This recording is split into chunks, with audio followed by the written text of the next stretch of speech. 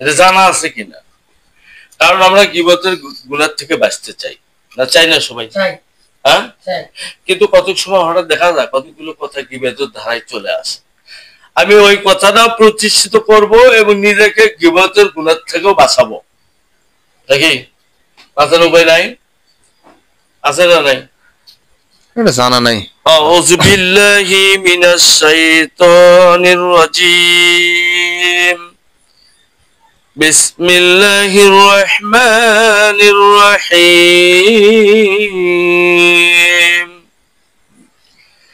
তাব্বাত ইয়াদা আবি লাহাবিন ওয়া তাব মা আগনা আনহু মালুহু ওয়া মা কাসাব سيصلى نارا ذات لهب وامرأته حمالة الحطب في جيدها حبل من مسد نحمده ونصلي على رسوله الكريم أما بعد।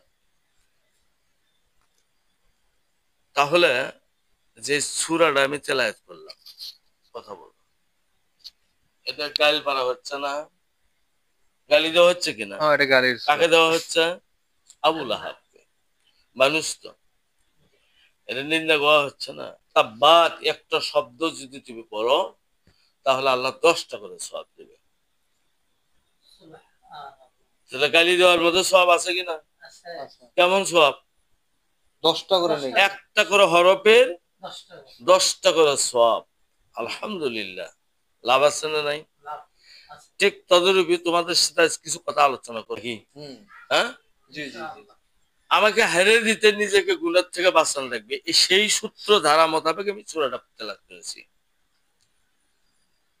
যেহেতু আমরা সবাই আহলে সুন্নাতুল জামাতে আকীদার মানুষ, কাউকে ফাঁকি দিতে চাচ্ছি না, কারো অভিনয় করবে চাচ্ছি না, কিন্তু যারা আহলে সুন্নাতুল জামাতের বিষয় নিয়ে ভ্রান্তি আকীদা প্রচার করতেছে, মানুষের মধ্যে ছড়াচ্ছে, আমরা সেই বিষয় নিয়ে কারো কথা যদি বলতে চাই সেটা আমাদের গীবত হবে কিনা, সেখান থেকে বাঁচতে পারবো কিনা, সেই সূত্র ধারা মোতাবেক আমি এই সূরাটা তেলাওয়াত করেছি।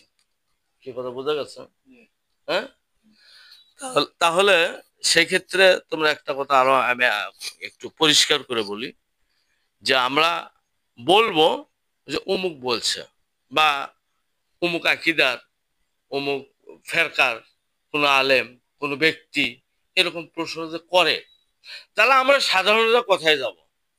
তুমি যখন সাধারণ হয়ে যাবা, রাস্তা পাচ্ছ না, রাস্তা পাওয়ার প্রচেষ্টায় চিন্তা ভাবনা যে কথা বলতেছো, প্রশ্ন করতেছো, আরেকজনের আলোচনা করতেছো, কথার কসম এখানে তুমি গুনাহ হবে না। কি না ভুল বললাম?